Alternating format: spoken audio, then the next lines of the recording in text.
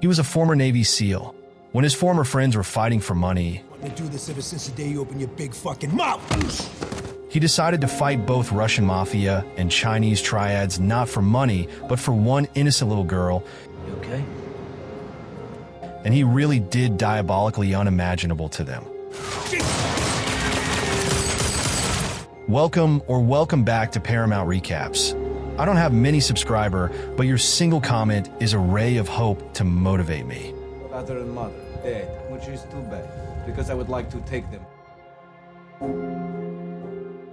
In the bustling city of Nanjing, China, a young girl named Mei possesses a rare gift. She's a math genius who can solve complex equations without breaking a sweat. Her memory is like a vault, storing every number she encounters without. One day, while walking home with her friends, Mei is snatched off the street by a group of men and taken to a notorious Chinese mafia boss named Han's criminal activities are under constant surveillance. So he needs someone like Mei to keep track of his shady dealings without leaving a paper trail. Initially, Mei resists, but when Han threatens her mother's life, she has no choice but to comply. To keep her hidden, Han entrusts her to Chong, one of his loyal gang members, who takes Mei to New York and disguises her as his daughter. Meanwhile, in New Jersey, a former cop and cage fighter named Luke is in the middle of a brutal fight. He's supposed to throw the match, but things take a turn when he accidentally knocks out his opponent, leaving him in a coma. This blunder infuriates Emil, the head of the Russian mafia, who loses a fortune because of Luke knows that crossing a mobster like Emil means his family is in grave danger. He rushes home, only to find that he's too late. Emil's son, Vasily, has already murdered his pregnant wife. Crushed by his loss, Luke doesn't even fight back. The thugs warn him that they'll kill anyone he talks to, leaving him utterly isolated. With nowhere to turn, Luke heads back to New York, where he ends up living on the streets, completely broken and homeless. A year goes by, and Mei is still working for the gang. Chong takes her out on regular rounds through Chinatown, where she memorizes the profits and losses of various businesses. These shop owners are forced to pay a portion of their earnings to the gang, making Mei an invaluable asset. Over time, she becomes well-versed in the ruthless world of gang business. Luke, on the other hand, is barely surviving in a filthy homeless shelter. One night, he meets a man with no shoes and badly affected. Feeling sorry for him, Luke gives him his shoes,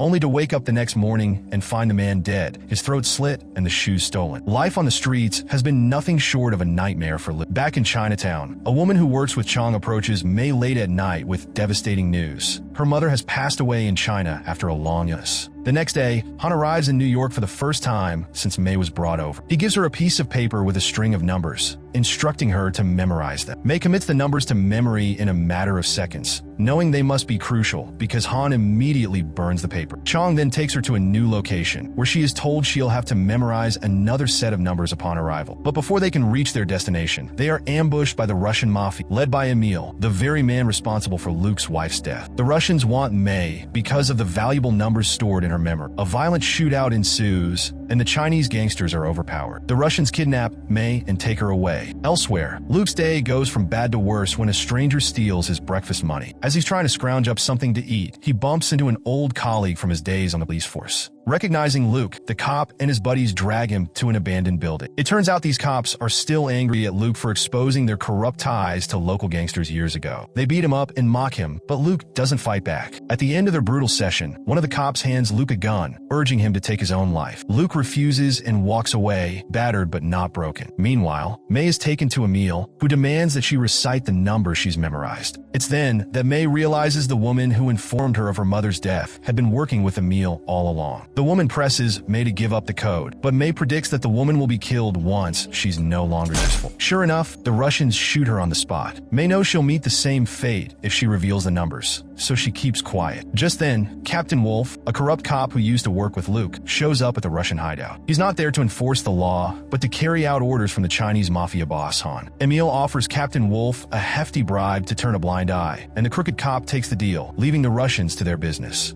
Amidst the chaos, Mei manages to slip away unnoticed. As both the Russian and Chinese gangs scramble to find her, Mei ends up at a subway station where Luke is contemplating suicide. He's just moments away from jumping onto the tracks when he locks eyes with Mei, a terrified little girl, and something in him shifts. He also spots the Russian thugs who murdered his wife chasing after her. Mei boards the subway to escape, but the gangsters are hot on her heels. Sensing that she's in danger, Luke decides to intervene. He clings to the side of the moving subway car, taking out the Russians one by one. One of them recognizes Luke from their previous encounter and is shocked to see him fighting back so fiercely. After dispatching the last of the thugs, Luke finally meets May, but she mistakes him for another bad guy, flees as soon as the subway stops. Determined to find her, Luke overhears a police radio announcing a red alert. He quickly realizes that the cops, who are just as corrupt as the gangsters, are also after May and will hand her over to the mafia if they catch her. A few minutes later, the same cops who had beaten Luke earlier spot May and try to capture her. Luke shows up just in time, taking down the cops effortlessly, proving that his silence was more about choice than wis. May, still skeptical of Luke, hesitates but eventually jumps into a car with him as the Russian mafia closes in. What follows is a wild car chase through the streets of Manhattan, with Luke expertly outmaneuvering the Russians and ultimately taking them out. After the chaos, Luke nabs their wallets and heads to a luxury hotel with May. Elsewhere, Captain Wolf gets wind of the situation and learns that May was taken by Luke, not the mafia. He's stunned because Luke has kept his nose clean since leaving the force. At the hotel, May begins to trust Luke and reveals the number she's memorized. Luke quickly deduces that the numbers are a safe combination. May mentions that she was supposed to memorize a second number before the Russians ambush them, suggesting there are two safes filled with something valuable, likely linked to the Chinese mafia. Meanwhile, Chong tracks May's location through her phone and storms the hotel with his men. Panic ensues as the shootout begins, causing chaos as people scramble to escape. In the midst of the fight, Luke